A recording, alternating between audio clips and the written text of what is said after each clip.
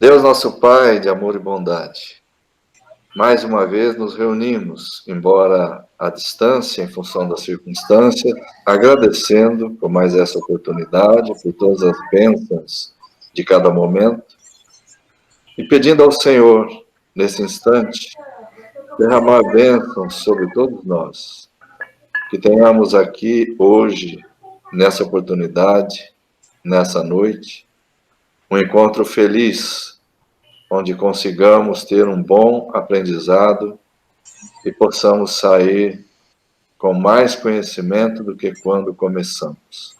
Sede com todos nós, Senhor, inspirai o nosso expositor, que tudo corra segundo a vossa vontade. Que assim seja. Que assim seja. Bom, é continuidade do estudo. Hoje nós vamos falar de mais 3 instruções dos espíritos. Desse estudo, se não me engano, tem 4, o D já falou de uma na aula passada, né? E o tema é o sede perfeitos, como perfeito é o Pai. Eu peguei essa mensagenzinha que eu achei bacana, que é do Allan Kardec, está no livro dele. E associei com essa imagem que agora acho que vocês precisavam desligar o microfone de vocês para que não ficasse, a não ser quando fossem falar, né? Porque senão fica esse som metálico de fundo. A mim não incomoda, mas se quiserem, né? Fica à vontade. Então, essa imagem, todos conhecem, ela foi uma imagem estilizada, e essa frase do Kardec falando sobre a perfeição. A essência da perfeição é a caridade, na sua mais ampla acepção, porque ela implica a prática de todas as outras virtudes. Só essa frase já dava um estudo grande e uma palestra, né? Se a gente conseguisse se orientar por ela, já seria maravilhoso. Mas os espíritos nessas instruções de hoje vão também colocar algumas coisas que são sensacionais. A cada capítulo a gente vai descobrindo coisas nesse evangelho que, por mais que já tenha lido algumas vezes, sempre a releitura nos traz novidade. É impressionante isso, né? E só assim, a nível de ilustração, essa é a imagem original, que está na Capela Sistina. Esse é o trechinho que foi pego para fazer a estilização. Somente esse trecho do restante, né? Então a gente tem o Adão de um lado e Deus no outro. Então a criação de Adão é um afresco de Michelangelo Buonarroti, criada por volta de 1511 no teto da Capela Sistina. A cena representa um episódio do livro da Gênese, no qual Deus cria o primeiro homem. Está em Gênesis 2, capítulo 7, item 7, né? Quando ele fala, capítulo 2, versículo 7, quando ele fala exatamente disso. E nesse instante, depois de ter criado todo o mundo, visto que era bom, ele cria o homem, cria o jardim do Éden. E aí, rapaz, tem um problema, porque está indo bem, e Adão começa a dar nome para as coisas. Tem até um pastor evangélico que eu gosto, é engraçado, e eu vi um depoimento dele uma vez bastante interessante também sobre o espiritismo, que ele fala assim, só não acredita quem não quer. E ele fala que Adão é um cabra que sabia dar das coisas, né? Que ele deu o nome certinho. Aí você olha boi, boi tem cara de boi mesmo, né? Não podia chamar outra coisa, né? Aí Deus está criando direitinho. Mas o capítulo 2, versículo 7 é bom. Mas quando chega no versículo 22 desse mesmo capítulo, acontece uma coisa engraçada.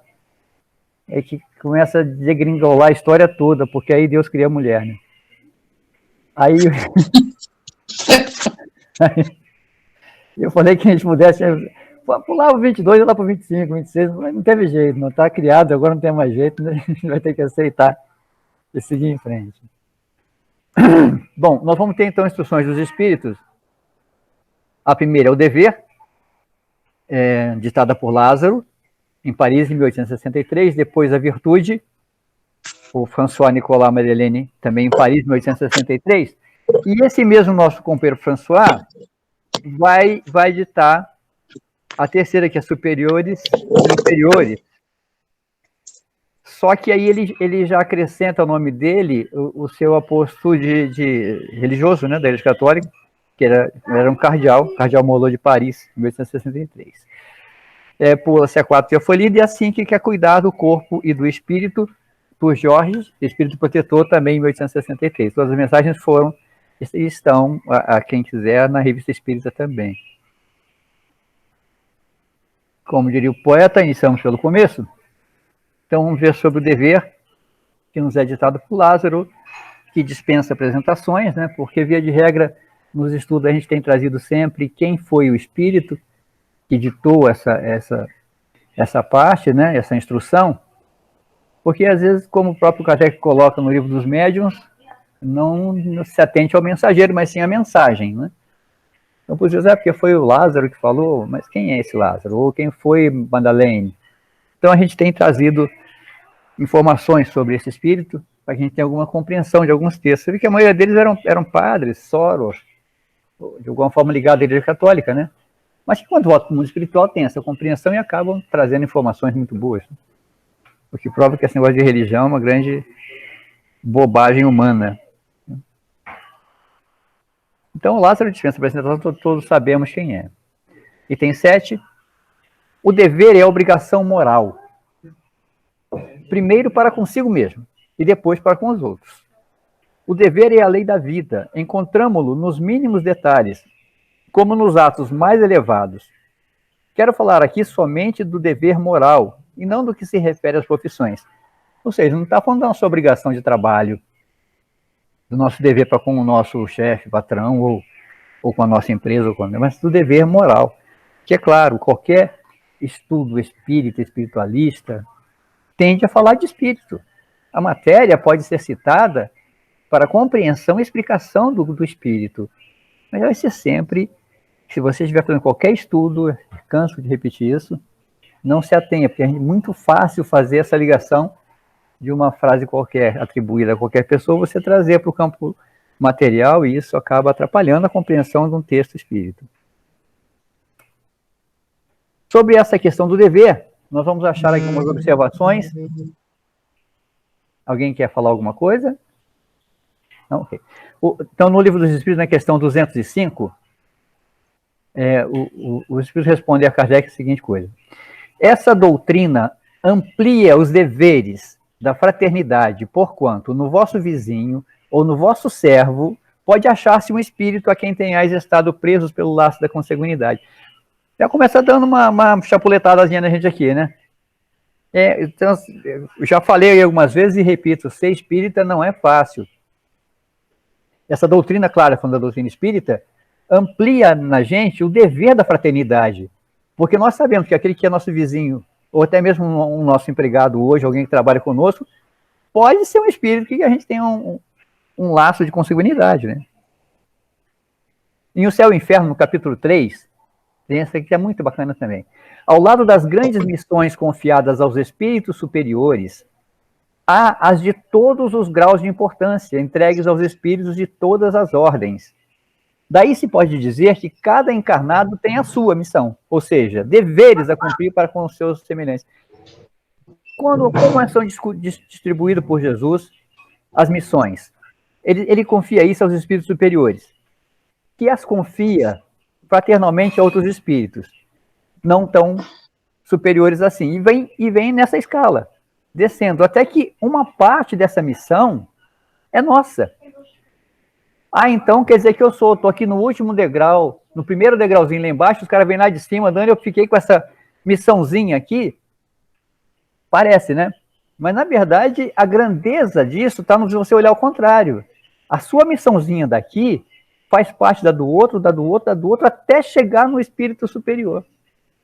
Então, não pense que a nossa passagem aqui não tem nenhuma importância. Ela tem uma importância absoluta, grandiosa. Né? E isso está dentro das missões confiadas aos espíritos superiores, que nos acessam através de outros espíritos para que a gente cumpra a nossa missão. Então, olha só a importância do nosso dever junto com a doutrina, na verdade, com os nossos semelhantes. Também tem uma mensagem ditada pelo Sr. Sabor, de Bordeaux, na Revista Espírita de 1861, falando sobre isso. Enviando os seus espíritos para vossos verdadeiros deveres para com ele e para com o vosso irmão, Deus quer, sobretudo, que a caridade seja móvel de todas as vossas ações. Quer dizer, quando Deus enfia os seus espíritos para nos ensinar o nosso verdadeiro dever, ele nos deixa uma mensagem muito clara. É a caridade. Porque vai mover você no seu dever de fazer com que você cumpra o seu... É a caridade. Tem que ser praticada com certeza. Retomando, então, o texto. Na ordem dos sentimentos, o dever é muito difícil de ser cumprido, porque se encontra em antagonismo com as seduções do interesse e do coração. Suas vitórias não têm testemunhas e suas derrotas não sofrem pressão. Dever no sentido espiritual, está muito claro aqui, né? Porque se você deixar de cumprir o seu dever de alguma forma no mundo material, você vai ser cobrado, ser exigido. Mas aqui não, né? Na questão da ordem dos sentimentos, a gente não tem, é meio antagônico, porque são... Está cortando, será que é só para mim? Seduções que nos coisas só falar, mas eu quero falar e eu interrompo aqui. Tudo bem? O dever íntimo do homem está entregue ao seu livre-arbítrio. O aguilhão da consciência, esse guardião da probidade interior, o adverte e sustenta. Mas ele se mostra frequentemente impotente diante dos sofismas da paixão. Isso é uma verdade absoluta, né? A gente tem intimamente, a gente sabe, pelo nosso livre-arbítrio, dos deveres da nossa consciência. E a nossa consciência, essa sim, é o nosso guardião, é o que nos leva a advertir. Quem é que não sabe a diferença do certo e do errado? Nós sabemos e temos essa convicção. Nós sabemos da caridade, da necessidade da caridade, nós sabemos da necessidade do amor, nós sabemos da necessidade da irmandade, e num momento como esse, então, isso está sendo muito evidente, né? Mas mesmo assim, a gente se mostra muitas vezes, como ele diz aqui, impotente diante dos nossos sofismas e paixões. O dever do coração, fielmente observado, eleva o homem. Mas como precisar esse dever? Onde ele começa? Onde acaba? São perguntas bacanas, né? O dever começa precisamente no ponto em que ameaçais a felicidade ou a tranquilidade do vosso próximo e termina no limite que não desejaríeis ver transposto em relação a vós mesmos. Esse trecho fica para mim assim uma complicado de estabelecer a diferença. Se o dever começa precisamente no ponto em que ameaça a felicidade ou a tranquilidade do vosso próximo, dá para entender, né? É fácil você saber quando de alguma forma você acaba, se você fizer isso, vai prejudicar alguém. Se você fizer aquilo, pode não ser bom para outra pessoa, né? E termina no limite que você não deseja que fosse feito para você. Agora, eu posso ser muito mais sensível, meu limite ser muito mais frágil. É o que acontece constantemente. Eu faço... sabe aquela história do cara que brinca com todo mundo, faz brincadeiras até desagradáveis com todo mundo. O dia que você faz uma brincadeira com ele, ele estoura. Ele fala, não gosto de brincadeira. Mas ele faz isso com os outros, né? Então, há que ter um cuidado, né? Para a gente saber se o nosso limite de sensibilidade não acaba sendo muito inferior ao que a gente pratica, né, exatamente com os outros. É um cuidado a se tomar. Deus criou todos os homens iguais para a dor. Sim? Alguém quer falar? Deus criou todos os homens iguais para a dor, pequenos ou grandes, ignorantes ou instruídos. Sofrem todos pelos mesmos motivos, a fim de que cada um pese judiciosamente o mal que pode fazer. Ou seja, na questão da dor, somos todos iguais. Seja pequeno ou grande, ignorante ou instruído, todo mundo acaba sofrendo pelo mesmo motivo. Para que quê? Para que é isso que Deus criou? Então Deus adora o sofrimento? Não. Isso é para que a gente pese de maneira judiciosa o mal que se pode fazer. Então, se você sofre um mal, esse mal existe, você sabe que ele existe. E você tem a opção, né, da sua escolha de repeti-lo, de propagá-lo ou de não fazê-lo mais. Já o mesmo critério não existe para o bem. Não existe o mesmo critério para o bem, que é infinitamente mais variado nas suas expressões, claro. A igualdade em relação à dor é uma sublime previsão de Deus, repetindo, a igualdade em relação à dor, nós falamos que é constante para todos, é uma sublime previsão de Deus, que quer que os seus filhos, instruídos pela experiência comum, não cometam o mal, desculpando-se com a ignorância dos seus efeitos. E a gente faz muito isso, a gente dá muito esse tipo de desculpa. Ah, mas eu não sabia, né?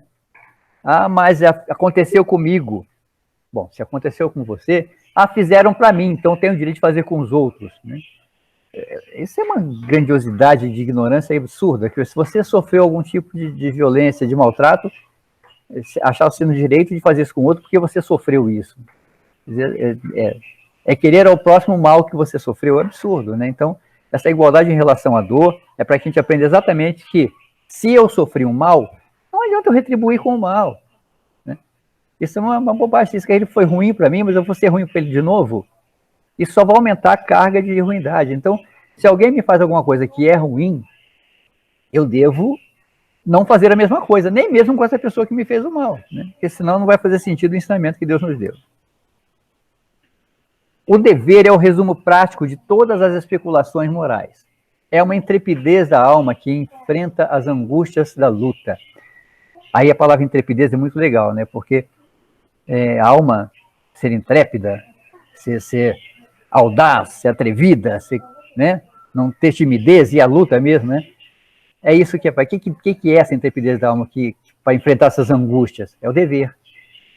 Quando você se sente no dever de fazer alguma coisa, eu quero cumprir essa missão, aí a gente se anima e fala, agora eu vou, ninguém me segura, e vai em frente. Agora, isso é para o bem e para o mal, né? Cabe a gente escolher.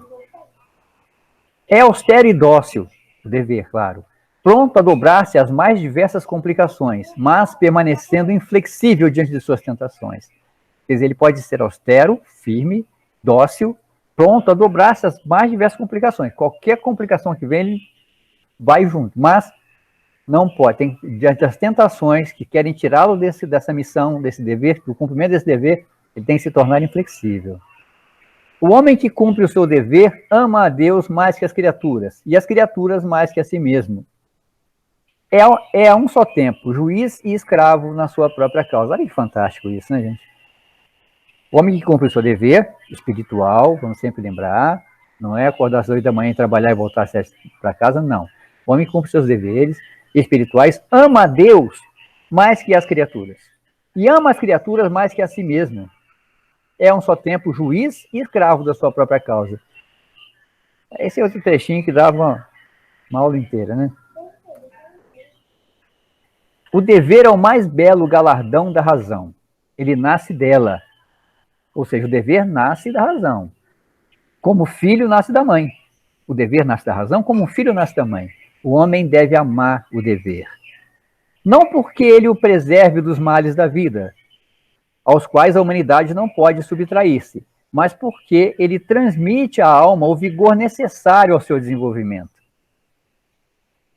Se você tem um dever para cumprir e você se determina isso, você realmente se preza isso, ele vai te provocar desenvolvimento. Teve uma palestra que eu fiz, se não me engano, em Mirassol, e um senhor veio me perguntar assim, tá, como é que eu faço tudo isso que o senhor falou aí, né? Aí eu falei, primeiro, tenta lembrar tudo que eu falei, que eu já não lembro também. Mas a ideia é assim, não tenta fazer tudo de uma vez. Né, gente, eu vou mudar os meus defeitos. Tira desse plural. Né? Se determine como dever, como um deles. Porque se a gente parar, se olhar no espelho e começar a elencar os nossos defeitos, ai meu Deus do céu, né? Vai faltar papel para escrever. Então, eu estou falando de mim particularmente, claro. Mas se você escolhe um e fala, eu vou trabalhar como dever trabalhar a eliminação dessa má inclinação, desse defeito que eu considero um defeito em relação à minha vida espiritual. E é impressionante como você começa achando que vai ser uma missão impossível e no decorrer do tempo você confirma que é mesmo impossível. Mas mesmo assim tem que insistir, tem que continuar vindo, porque aí você vai amolecendo ela e com o tempo, se numa encarnação você conseguir eliminar um, já vai ser maravilhoso, né? Mas tem que ter isso como um dever a se cumprir. O dever se engrandece e esplende sob uma forma sempre mais elevada em cada uma das etapas superiores da humanidade. A obrigação moral da criatura para com Deus jamais cessa, porque ela deve refletir as virtudes do Eterno, que não aceita um esboço imperfeito, mas deseja que a grandeza de sua obra resplandeça aos seus olhos. Ai, para aí. Então vamos lá. Nunca vai acabar a obrigação dos deveres moral para com Deus. Por quê? Porque ela tem que refletir as virtudes do Eterno. do próprio Deus. Então Deus não aceita um esboço. Ou seja, não, eu já melhorei bastante. Não adianta. Tem que melhorar bastante, tem que melhorar de vez, tem que superar aquela má inclinação, aquele defeito, aquela peca moral que você tenha. Não adianta, não, já avancei bastante. Já sabe, para Deus não adianta você driblar metade do time, chegar na porta do gol, tá bom, tá aqui para frente, tá tranquilo, se alguém vir chutar, eu posso sair. Não. Você tem que cumprir isso tudo direitinho, fazer a obrigação de fora a fora. Por isso que a gente tem essas encarnações sucessivas, essa bênção maravilhosa de se reencarnar e poder vir recuperar cada um deles, né? Porque se a gente pensar nos defeitos que nós ainda temos, com todas as instruções que nós temos como espírita, e aí, claro que a minha referência de exemplo sou eu mesmo, a gente pensar nos nossos defeitos e saber que temos que superar cada um deles, não pode ser mais ou menos. Então, claro que essa obrigação moral não vai cessar nunca. Até porque quando você tiver superado esse planeta, estiver com outro mais evoluído, lá haverão outros deveres que você vai ter que cumprir com dificuldades para superar também. Então não cessa nunca. Então a busca tem que ser constante, animada. É o que eu digo sempre, nessa hora em que chega até a dar uma baqueada, porque você fala, jamais, como é que eu vou acabar com isso nunca? Se não vai acabar nunca, estranho, né? Mas não, aí eu penso em Jesus. Eu penso em Jesus, esse grande e maravilhoso amigo, e escuto ele me falando, não, vai sim, vai que você consegue. Estou aqui te ajudando. Tenho certeza que você consegue. Aí a gente se sente forte, enaltecido no nosso dever e vamos em frente. Mas sempre assim, buscando a perfeição. A próxima instrução é a virtude de Sr. François Nicolas Madeleine. É aquele... Então vamos falar dele, esse François Nicolas, quem é esse cara, né? Então a gente tem que saber sempre qual espírito está nos instruindo, quem é ele. Então eu vos apresento, Monsieur François. Me lembra um pouco de esse sujeito aí. Ele foi um prelado francês, arcebispo de Paris e cardeal. Viveu no período de 1795 até 1862. Parece que ele tinha cabelo, hein?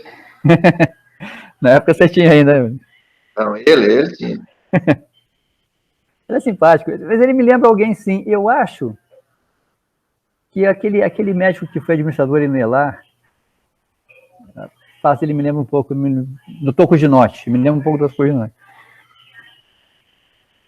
Ele nos vai expor sobre a virtude, que é o item 8.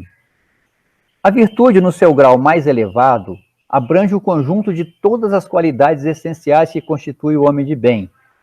Ou seja, para você falar que você é virtuoso, eu sou uma pessoa virtuosa, eu já ouvi isso. Olha só o que você tem que ter para ser isso. O conjunto de todas as qualidades essenciais que constituem o homem de bem. Ser bom, caridoso, trabalhador, sóbrio, modesto, são as qualidades do homem virtuoso. Então, quem pode dizer que é pleno em todas essas virtudes? Em todas essas qualidades para se tornar virtuoso, né? Complicado, mas não é difícil. Eu acho que o fato de você estar tentando, buscando ser bom, ser caridoso, ser trabalhador, ser sóbrio, ser modesto, essa é difícil, mas a gente tenta. São qualidades do homem virtuoso. Infelizmente, são quase sempre acompanhadas de pequenas falhas morais. Gentileza desses espíritos, né? Do Madeleine fala que são pequenas falhas morais, que as desilustram e enfraquecem. Então, está lustradinha a nossa moral. Aí vem essas pequenas falhas que tiram o lustre dela, né? Aquele que faz alarde de sua virtude não é virtuoso, pois lhe falta a principal qualidade, a modéstia. E sobra ali o vício mais oposto, o orgulho. Claro, falamos disso muitas vezes também, naquela coisa da caridade que o cara faz tirando uma selfie, né? E é muito comum. Nossa, hoje eu achei uma pessoa na rua e ajudei ela bastante. A virtude realmente digna desse nome não gosta de exibir-se. Temos de adivinhá-la, mas ela se esconde na sombra, foge à admiração das multidões. São Vicente de Paulo era virtuoso. Aí Madeleine vai situar São Vicente de Paulo, que tem uma história realmente lindíssima e oculta, né? O digno cura de Ars era virtuoso, e assim muitos outros, pouco conhecidos no mundo, mas conhecidos de Deus. todos esses homens de bem ignoravam que eram virtuosos. Isso é uma grande verdade. A gente, quando fala em virtude, a gente vai pensando na nossa seara, nós vamos pensar em Chico Xavier, nós vamos pensar em Madre Teresa, em Irmã Dulce, né? Mas essas pessoas, inegavelmente virtuosas, inegavelmente trabalhadores que deixaram um exemplo, espíritos que vieram com esse meio, com esse fim, né, determinado por Jesus. Olha, vocês vão ser exemplos e vão ser reconhecidos, né? Nenhum deles buscou de forma nenhuma fama. Nenhum desses grandes vultos buscou ser famoso ou se aproveitar da situação, até porque eram todos muito, muito pobres, né? Acabavam suas vidas se dedicando às pessoas, materialmente falando, sempre muito... Eram exemplos espirituais, né? Até eu estava uma vez conversando com um amigo e ele falou assim, nossa, espírita é legal, porque espírita é tudo rico, bonito, né? Não tem espírita... Espírita é rico? Não, eu sou um exemplo que sou espírita, não tem nada. Pelo contrário. Né? Mas a questão da beleza também é muito complicado, porque se você buscar os grandes vultos espíritas, meu Deus do céu, Chico Xavier, Divaldo Franco, é complicado achar esses caras bonitos, né? Tem um Dejair Mameiro, o seu Nelson, aí pode contribuir um pouquinho com essa beleza, mas de qualquer forma, né? Então, o mundo está recheado de pessoas anônimas, de virtuosos anônimos, que fazem coisas fantásticas e ninguém sabe, né? Isso aqui, para mim, que esses são realmente os grandes virtuosos do mundo. Deixavam-se levar pela corrente de suas santas inspirações. Está falando dessas pessoas, inclusive do São Vicente. E praticavam o bem com absoluto desinteresse, completo esquecimento de si mesmos. Ou como disse o companheiro Dejair numa das aulas que eu vi, que quando a gente vai entender a prática da caridade, quando a gente não entender que ela é uma caridade, né? Talvez eu não tenha dito a frase, mas a minha interpretação do que você disse, Deja, foi isso. E quando você já não entender que está fazendo uma caridade, aí você está praticando a verdadeira caridade. Porque aquilo não é uma caridade, uma obrigação, é uma coisa que você precisa fazer. Ajudar alguém, socorrer alguém, dar um auxílio espiritual. E que isso seja uma coisa tão natural que você não se dá conta do que está fazendo. Quando você não perceber que está praticando a caridade, sim, ela vai ser uma caridade verdadeira, né? É para essa virtude, assim compreendida e praticada, que eu vos convido. Olha que convite bonito, hein? É para essa virtude, assim compreendida e praticada, que eu vos convido, meus filhos. Para essa virtude realmente cristã e verdadeiramente espírita, que eu vos convido a consagrar-vos. E aí entra uma caridade agora com o próprio Madeleine, porque é muito comum entre nós espíritas, de alguma forma, por mais que a gente fala que não tem nada a ver com outras religiões, nós as respeitamos, as admiramos, sempre tem algum comentário maldoso, já ouvi vários. Né? Até eu me pego, às vezes, com alguma, embora venha de uma família católica. A hora que ele fala aqui, essa virtude realmente cristã e verdadeiramente espírita, e ele era um padre, ele era um cônego, ele era uma pessoa ligada intrinsecamente à Igreja Católica. Mas, na verdade, quando volta lá para o plano espiritual e percebe que isso não tem a menor importância. E quando ele fala verdadeiramente espírita, não é, pode estar falando para nós somos espíritas, mas uma virtude do espírito. Ou seja, uma virtude espírita porque é do espírito. É a essa caridade, a essa virtude realmente cristã que ele nos convida e que a gente tem que se consagrar a ela com todas as nossas forças. Mas afastai de vossos corações o sentimento do orgulho, da vaidade, do amor próprio, que deslustram sempre as mais belas qualidades. O sentimento do orgulho, vaidade e o amor próprio atrapalha tudo que você fizer para tentar ser um homem virtuoso. O homem que se exalta a si mesmo, que eleva estátuas à sua própria virtude, em princípio aniquila, por essa única razão, todos os méritos que efetivamente podia ter. E que direi daquele cujo valor se reduz a aparecer o que não é? Olha essa última fala. E que direi daquele cujo valor se reduz a aparecer o que não é? Não, porque eu sou caridoso. Eu faço muita caridade, eu faço muita bondade. Então, e você vê aquela pessoa falando aquilo, você reconhece nada disso nela, né? É muito comum no meio político, infelizmente, esse tipo de coisa, né? O cara vai lá e está claramente tirando dinheiro, desviando verba, fazendo... Aí vai lá e inaugura uma creche, onde ele já, na construção daquela creche, ele pegou dinheiro para construir mais 3, que ficou para ele. E vai lá e ainda pega a criancinha no colo, dá beijo, né? E trazendo num patamar menorzinho, a gente também, né? A gente às vezes faz certas coisas, não falando para os outros, mas para nós mesmos. Porque lembra que ele falou lá no comecinho?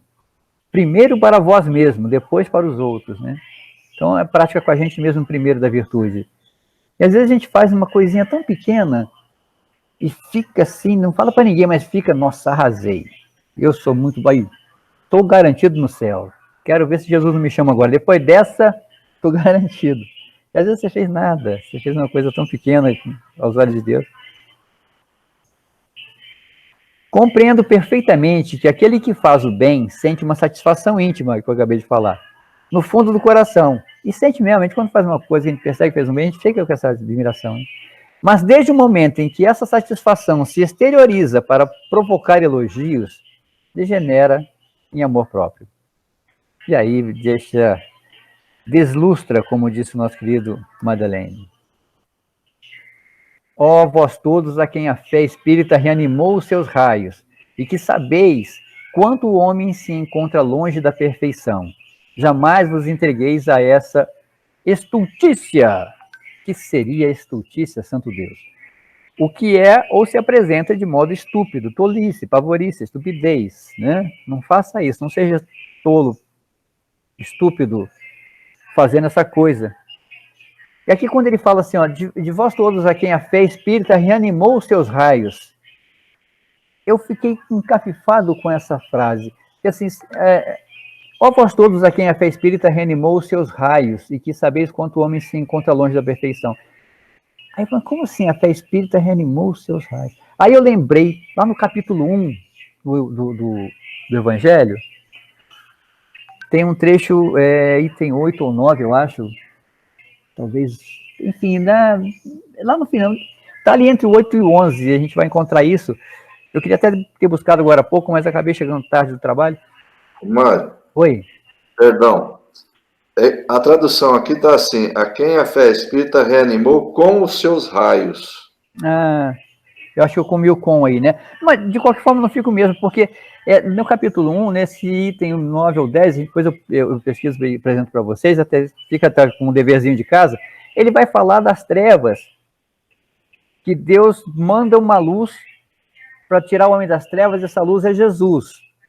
Estou puxando pela memória aqui, me perdoem se eu falhar. E depois ele fala que novamente se estabelece a treva. Depois que Jesus sai, o homem começa a se perder de novo, e novamente então vem uma nova luz, que é a instrução dos espíritos. Né? Então por isso que ele fala que a fé espírita reanimou com os seus raios, e que sabe, então, a fé foi reanimada com o advento do espiritismo.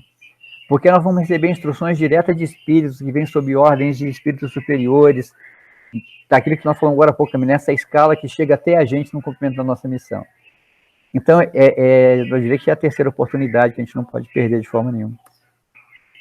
A virtude é uma graça que desejo para todos os espíritas sinceros, mas com essa advertência. Mais vale menos virtude na modéstia do que muitas no orgulho. Foi pelo orgulho que as humanidades se perderam sucessivamente. Olha que bacana essa questão do plural aqui, né? Foi pelo orgulho que as humanidades se perderam sucessivamente.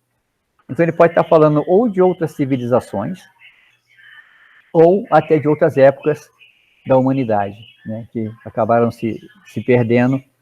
Por quê? Pela falta de modéstia, pelo orgulho, né? E assim tem que batalhar o tempo todo na gente mesmo. E deixa uma frase final, lapidar, bonita. É pela humildade que elas um dia deverão redimir-se. Essas humanidades se perderam. Poxa, então a humanidade se perde, né? Não. Pela humildade, um dia deverão redimir-se. Nada se perde para Deus. Fiquem tranquilos. Vamos lá, a terceira mensagem, superiores e inferiores. O nosso querido François. Só que agora ele coloca, além do nome, ele coloca que ele é o prelado dele como católico, que era o cardeal Morlot. Né? Eu fui ver por que aqui nessa tem cardeal, na outra não tem. Então ele tem 3 mensagens no Evangelho segundo o Espiritismo. Essa do ano de 863 em Paris, e duas ele assina como François Nicolas Madeleine apenas, é cardeal Molot. E em uma ele declina somente o nome, que é as que nós lemos antes, que ele não coloca a titulação hierárquica que ele tem na igreja, no capítulo 17, item 8, que nós lemos agora. Então, mas é a mesma pessoa, tá? Então, embora ele coloque lá cardeal Molot, mas é o mesmo François Nicolas Madeleine. Fala sobre superiores e inferiores. Isso dá pano para manga, hein? Porque quando a gente fala em superioridade e inferioridade, a gente inegavelmente vai trazer para o mundo material, como eu disse sempre, é muito fácil dar essa escorregadela e ler um texto espiritualista, qualquer que seja o livro espiritualista que esteja lendo, a Bíblia, o Corão, o Tibetano dos Mortos, o Charanaravita, as instruções budistas, o Livro dos Espíritos. É muito fácil escorregar quando está lendo aquilo e comparar com o plano material. Não é. A leitura de qualquer livro sagrado tem que entender que estão falando de instruções espirituais. Então, superior e inferior, vamos ver o que ele tem falado nisso sobre a instrução de espíritos, né? A autoridade, da mesma maneira que a fortuna, é uma delegação de que se pedirá contas a quem ela foi investida. Se a você foi investido uma autoridade ou uma fortuna, você vai ter que prestar conta do que foi investido. Então, você nasceu rico milionário. Quando chegar ali, você fala assim, senta aqui, eu te dei 10 milhões, você gastou 5 com isso, 5 com aquilo. Não. O que você fez com isso, com essa virtude que eu te dei? Qual foi a vantagem espiritual que adveio e que você transmitiu disso que foi lhe dado? Não creias que ela seja dada a satisfazer ao fútil prazer, nem tampouco, segundo pensa falsamente a maioria dos poderosos da terra, como um direito ou uma propriedade. Deus, aliás, tem demonstrado suficientemente que ela não é nenhuma nem outra coisa, desde que a retira quando bem lhe apraz. Se fosse um privilégio inerente à pessoa que a exerce, seria inalienável. Ninguém pode dizer, entretanto, que uma coisa lhe pertence quando pode ser tirada, nem sem o seu consentimento. Deus concede autoridade a título de missão ou de prova, conforme lhe convém, e da mesma forma o retira. Ou seja, você não pode falar assim, esse dinheiro é muito comum falar assim, isso é meu, né? É meu, ganhei só do meu rosto, eu trabalhei lá e ganhei. Não, isso você trabalhou porque você trabalha mesmo, que é a missão nossa aqui. E que você conquistou alguma coisa, ok, você conquistou com o seu salário, com o seu fruto. Agora, a que serve isso, né? Eu não sou capaz, com o meu carro, socorrer alguém que está ferido, porque não, vai sujar o couro de pelica aí do meu carro. Eu não sou capaz de dar uma carona com uma pessoa, ou fazer alguma coisa de útil com aquilo, porque eu tenho que preservar meu patrimônio, né? Não é seu, é de Deus. Ele deu a você para saber exatamente o que você vai fazer com isso. O que vai advir desse bem que você ganhou, do dinheiro que você tem ou do poder que você tem, né? O chefe que tem uma posição de autoridade e se declara absolutamente supremo na sua autoridade, que ninguém possa divergir dele, né? Ele não é capaz de admitir sequer que errou. Não é, você está naquela situação de poder porque Deus lhe deu para saber como você vai agir e vai ser de benefício espiritual para você e para as pessoas que estão perto de você o exercício desse poder ou dessa fortuna, né? Porque não é seu. Então, como é que você pode dizer que é seu uma coisa que nem lhe pertence e que pode ser tirada de você a qualquer momento, sem seu consentimento? Deus concede autoridade a título de missão ou de prova, conforme lhe convém. Da mesma forma, retira. Nós lemos isso no estudo sobre a caridade, em que, no plano espiritual, quem tem muito dinheiro é chamado não de rico, mas de ministro da caridade. A quem Deus dá muito dinheiro, no plano espiritual não é rico. O título lá é ministro da caridade.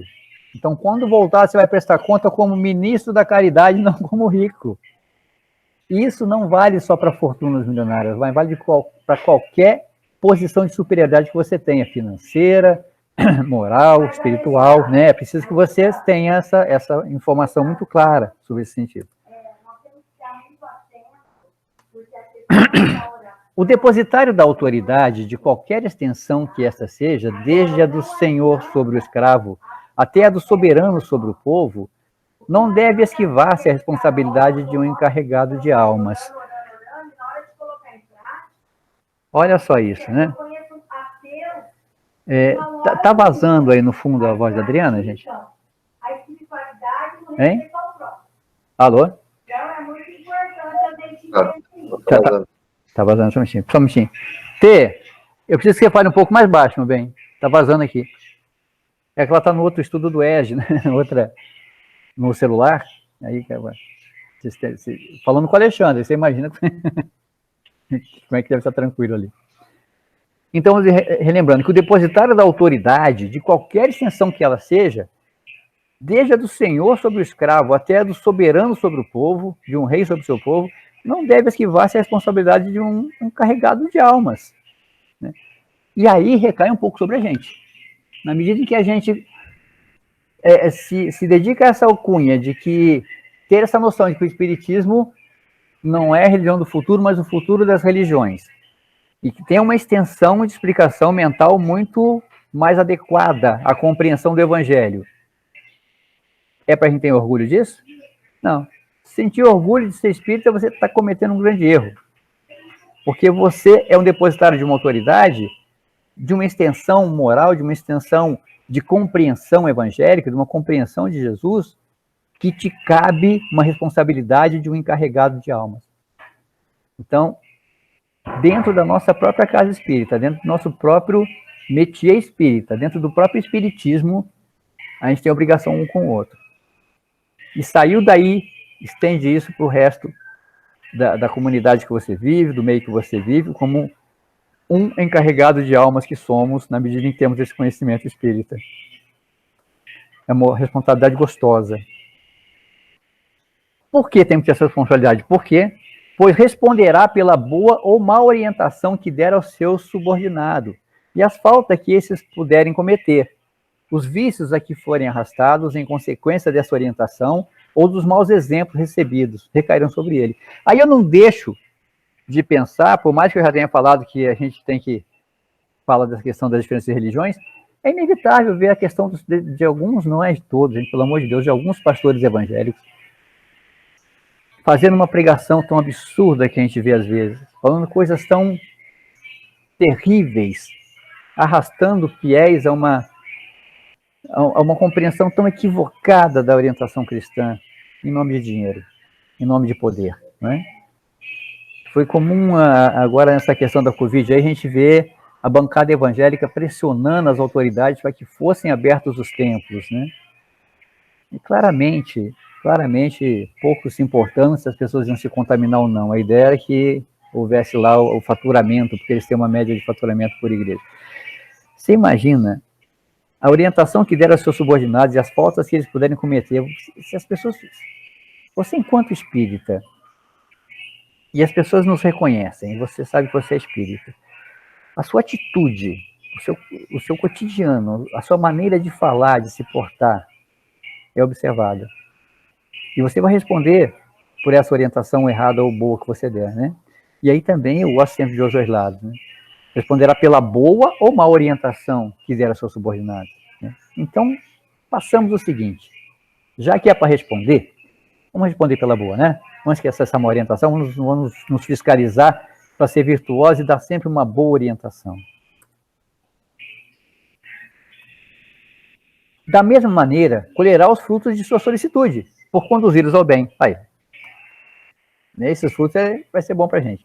Todo homem tem sobre a terra uma pequena ou uma grande missão. Qualquer que ela seja, sempre lhe é dada para o bem. Desviá-la, pois, do seu sentido é fracassar no seu cumprimento. Se Deus pergunta ao rico, que fizeste da fortuna que devia ter em tuas mãos uma fonte espalhando a fecundidade em seu redor? Voltando ao parágrafo anterior.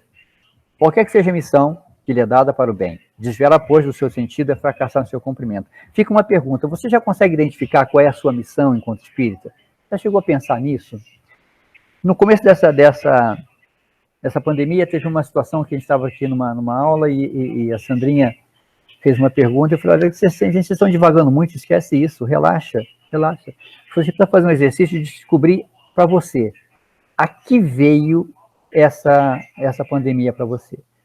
O que lhe trouxe pessoalmente, para o seu umbigo mesmo, senta, se conecta com Jesus e pergunta, Senhor, eu sei que você não faria maldade conosco, então aqui veio isso, e particularmente a mim, aqui me interessa a minha posição em relação a isso.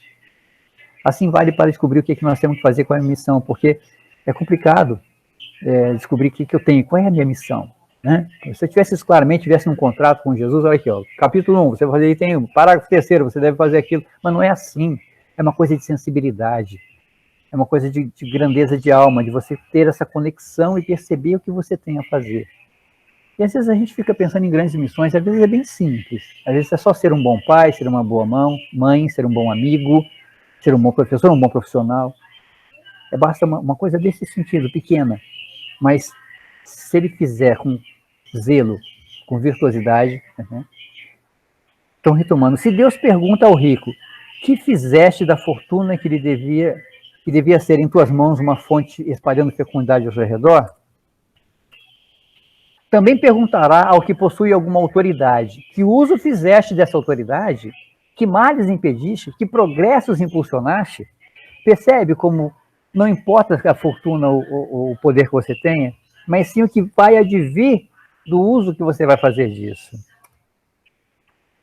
Por mais que a virtude que você tenha seja material, a fortuna tem que ser traduzida para o campo espiritual. Se te dei subordinados, não foi para torná-los escravos da tua vontade, nem dóceis instrumentos dos teus caprichos e da tua cupidez. Se te fiz forte e te confiei os fracos, foi para que os amparastes e ajudastes a subir até mim. Muito claro, né? Muito claro. E eu falei, a gente não pode pensar só em quem tem muita grana, não. É na gente mesmo. Porque sempre vai ter alguém que vai estar, de alguma forma, ligado a você. Que seja a sua secretária lá do lar, que seja um colega de trabalho, tá, por exemplo, na situação da limpeza, da manutenção, que seja em casa, na tua relação com filhos, com uma esposa, né? O superior que guardou as palavras do Cristo não despreza nenhum dos seus subordinados, porque sabe que as distinções sociais não subsidem diante de Deus. O Espiritismo lhe ensina que, se eles hoje o obedecem, na verdade já podem tê-lo dirigido ou poderão dirigi-lo mais tarde, e que então será tratado como por sua vez os tratou. Aí eu acrescentei um aqui ou não. E como eu disse, seguindo as orientações do nosso querido Kardec, vamos ver a mensagem, né? E aí eu penso o seguinte, porque é que nem aquela história, do aqui que se faz, aqui se paga, né? Não concordo. Como você fala, não, se você matou alguém aqui, na outra vida você vai vir e vai ser assassinado, se você aleijou alguém, você vai vir e vai ser aleijado. Não é bem assim que eu entendo, porque aí vira lei de Italião, a gente está regressando lá, a Yahvé, aquele Deus meio bravo, né? Fica um pouco distante disso. Então, se você tratou alguém mal numa situação dessa, numa próxima encarnação você vai vir para ser maltratado por ele? Não sei. Talvez não. Talvez você, no reencontro com essa pessoa que você maltratou, porque embora a gente não tenha a lembrança, graças a Deus, essa benesse do esquecimento, o nosso espírito sabe. Ao encontrar aquele outro ser, a gente sabe que a gente já fez alguma maldade com ele, a gente sabe, a gente percebe isso, o espírito nos intui, existem as intuições que a gente percebe disso. E você imagina se você tem essa intuição de que você já maltratou essa pessoa e percebe que ela está te tratando bem pra caramba. Não seria uma lição maior ainda do que ele me dar o troco? Então, às vezes, você está sendo muito bem tratado por alguém a quem você muito maltratou numa outra vida. Então, tratar a todos com dignidade, com respeito, com cortesia, com educação, com amor, vai evitar que você cometa qualquer tipo de erro com quem quer que seja que você tenha tido um problema na encarnação anterior. Se o superior tem deveres a cumprir, o inferior também os tem de sua parte, e não são menos sagrados. Se também este é espírita, na sua consciência lhe dirá, ainda mais fortemente, que não está dispensado de cumprir. É muito legal esses instrutores, é muito bacana. Porque a gente às vezes está lendo a relação do superior com o inferior, né? Do rico com o pobre, mas do outro lado também tem, né? Do pobre com o rico, do inferior com o superior. Bacana. E se esse inferior é espírita, sua consciência lhe dirá ainda mais fortemente que não está dispensado de cumprir os seus deveres. Olha que bacana. Mesmo que o seu chefe não cumpra os deveres dele, porque sabe que não deve pagar o mal com o mal, e que as faltas de uns não autorizam as de outros. Se sofre na sua posição, dirá que sem dúvida o mereceu, porque ele mesmo talvez tenha abusado outrora de sua autoridade, devendo agora sentir os inconvenientes do que fez os outros sofrerem. Eu não creio muito nesse tipo de consciência. Então, eu estou sofrendo agora porque na outra encarnação eu fiz alguém sofrer. Eu não acredito muito nisso, não. Eu acredito que as vicissitudes que acabam sendo inerentes ao meu viver, ao meu cotidiano, são coisas que Deus coloca, que Jesus já coloca no nosso plano reencarnatório para que a gente vivencie isso, e independente de que eu tenha feito com alguém alguma coisa que eu esteja vivenciando, porque eu não vou ter essa lembrança, graças a Deus. Mas é para saber como assim como o caso da virtude do dinheiro, como eu vou me comportar. Não importa a doença, não importa o problema que você tenha, mas sim como você vai se comportar diante disso. Talvez eu tenha abusado outrora, como ele fala aqui, de uma autoridade, ou feito alguma coisa inconveniente com alguém, e agora estou vivenciando isso. Mas estou vivenciando, não seja exatamente por que eu fiz aquilo com outra pessoa, mas para o meu engrandecimento, para o meu crescimento. E aí, é claro, na sua santa sabedoria, ele vai se aproximar de mim, aquela pessoa a quem eu fiz isso, para que ele perceba que eu estou mudando, que eu estou fazendo de uma outra forma, que eu estou oferecendo uma outra face. Se for obrigado a suportar essas posições na falta de outra melhor, o Espiritismo lhe ensina a resignar-se a isso como uma prova de sua humildade, necessária ao seu adiantamento. Claro. O Espiritismo nos ensina essa resignação não por submissão ou por subserviência, que seja de qualquer forma. Não. A resignar-se como uma prova de humildade, necessária ao meu adiantamento. Se eu estou diante dessa prova, Senhor, é porque você me colocou ela aqui, eu vou passá-la com toda a galhardia, porque eu conheço o teu evangelho, eu conheço os teus ensinamentos, eu li o evangelho à luz do Espiritismo, tenho essa compreensão maravilhosa das instruções que os Espíritos me trazem, então eu vou passar por isso com toda a humildade necessária, que é para o meu adiantamento, né? Não para resgatar um pecado, daí é absurdo, né? Sua crença o guia na sua conduta. Ele age como desejaria que os seus subordinados agissem com ele, caso fosse o chefe. Por isso mesmo, é mais escrupuloso no cumprimento das obrigações, pois compreende que toda negligência no trabalho que lhe foi confiado será um prejuízo para aquele que o remunera. A quem deve o seu tempo e os seus cuidados? É aquelas bobagens que a gente acaba fazendo de alguma forma ou de outra, né? Eu vou lá no almoxarifado do trabalho, tem uma caixa de lápis, eu pego um lápis para levar para casa, porque tem muito ali, ou eu tenho um clipe na mão, ele caiu, eu deixo no chão, porque ele fica ali. Sabe, esse tipo de pequenas coisas que a gente acaba fazendo no trabalho, no dia a dia em casa, aquele último pedacinho de cebola que eu jogo fora, que eu estou com preguiça de cortar, essas coisas, você tem que ir evitando, porque aí você vai se pondo de uma forma mais escrupulosa, cumprindo as obrigações, e você está sendo bom com você mesmo, está sendo bom com o seu chefe, está sendo bom com o seu subordinado, e aí você amplia isso em todas as virtudes possíveis e não comete erros, né? Ou comete menos erros, né? Já que é inevitável. Numa palavra, ele é guiado pelo sentimento, o bom espírito está falando, é guiado pelo sentimento do dever que a sua fé lhe infunde, e a certeza de que todo desvio do caminho reto será uma dívida que terá que pagar mais cedo ou mais tarde, né? E aí, sempre compreendendo que essa questão de dívida a ser paga não tem esse sentido. Porque é claro que a gente está vendo o seu Madalene, que era um bispo, que tinha uma formação que o leva a falar dessa forma, mas esse pagamento de dívida é só uma depuração de espírito, ou seja, vão ser propostas que vão se lhe dar para que você possa realmente vivenciar e ampliar a sua alma, e aí cabe aos espíritos superiores o encontro de você com pessoas de outras encarnações para que isso seja redimido, né? Porque, como eu disse, o espírito vai ter, assim, lembranças. A nossa mente não lembra, mas o nosso espírito vai lembrar. Então, o encontro, quando você estiver vivenciando isso, você fala, puxa vida, com esse cara eu já fiz isso, quando eu já fiz aquilo, e agora estou vivenciando isso, que legal, né? Isso para mim é de arrepiar, eu fico impressionado com a capacidade de logística divina, né? De colocar esses encontros para que a gente possa vivenciar isso. Então, quanto mais ardorosa seja a situação que você tem que vivenciar, acredite, mais grandiosa vai ser a satisfação no final. Tá, agora nós vamos falar. Ah, tá. Agora vem cuidar do corpo e do espírito, que é o último item. Vem por Jorge, o espírito protetor. Alguns espíritos não se identificam, colocam esses epitetos. Também em 1863. Dr. Jorge Sexton, esse cara, sim, eu lembrei dele. Esse cara metia o pau no espiritismo, sabia? Ele foi um detrator do espiritismo. Ele ficou na advogado inglês que fez várias conferências contra o espiritismo. Depois de muito combater a nova doutrina, ele resolveu estudá-la a fundo. Um dia alguém falou para ele, você está falando mal do quê, Jorge? Por que você não vai ver que é isso? Ele foi estudar. Resultado, tornou-se espírita depois de 15 anos de meticulosas pesquisas no mundo espiritual. Ele precisou de 15 anos, esse malandro, esse inglesinho aqui, para poder entender. Quer dizer, ele estava realmente encafifado com o espiritismo, né? Demorou. Hã? Demorou, né? Você viu, 15 anos, ele não estava aceitando muito bem não, né? Eu com 2 anos já aceitei facinho, o rapaz, ele demorou 15, ele era bravo mesmo, né?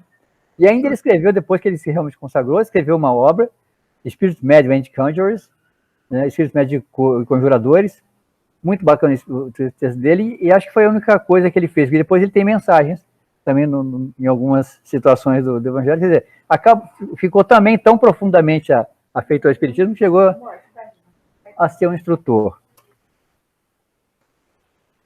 Ele escreveu, ele diz o seguinte nessas obras dele. Ah, ele aqui, ó. Tem cara de bravo mesmo. As provas são tão patentes que é impossível a negação. São 3 os estados da alma: negação, dúvida e convicção. Meu espírito passou por esses 3 estados, levando a convicção da imortalidade da alma. Que bonito, né? Resgatou aí o bravinho. Vamos ver a mensagem que ele nos manda. Deixa eu pôr lá. É o item 11. Consistirá a perfeição espiritual na maceração do corpo? A perfeição espiritual tem que ser a maceração do corpo? Tem que prejudicar o corpo para o espírito ser bom? Para resolver essa questão, apoio-me em princípios elementares. E começo por demonstrar a necessidade de cuidar do corpo que, segundo as alternativas de saúde e doença, influi sobre a alma de maneira muito importante, pois temos de considerá-la como prisioneira da carne. Claro. Para que essa prisioneira possa viver, movimentar-se e até mesmo conceber a ilusão da liberdade, o corpo deve estar tão disposto e vigoroso. Estabeleçamos uma comparação. Eis que ambos se encontram em perfeito estado, que devem fazer para manter o equilíbrio entre as suas aptidões e as suas necessidades tão diferentes.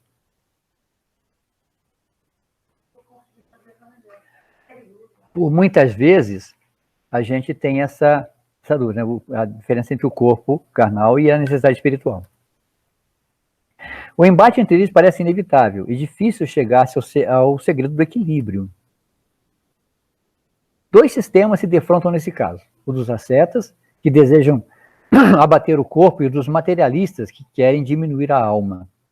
2 violências quase tão insensatas, um quanto a outra. Ao lado dessas 2 correntes fervilha a multidão dos indiferentes que, sem convicção nem paixão, amam com tibieza e gozam com parcimônia.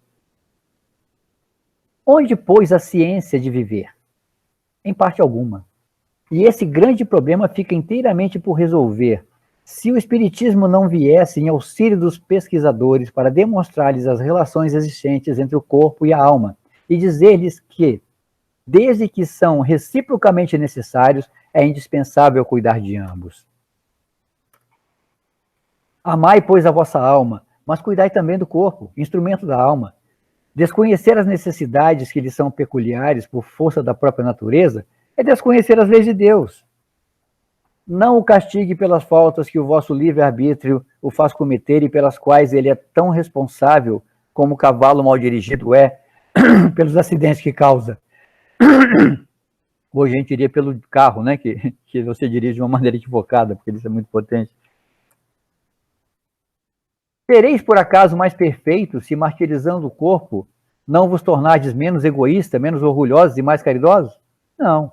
A perfeição não está nisso, mas inteiramente nas reformas a que submeteste o vosso espírito. Dobrai-o, subjugai-o, humilhai-o, mortificai-o. É esse o meio de tornar mais dócil a vontade de Deus. É o único que conduz à perfeição. Ou seja, você tem que pegar realmente a sua alma e fazer isso, subjugar, humilhar, mortificar. São palavras fortes, né? Muito fortes, mas é só você traduzir para você mesmo. Isso não adianta você querer fazer com os outros. Se você não começar com você fazendo isso, esquece.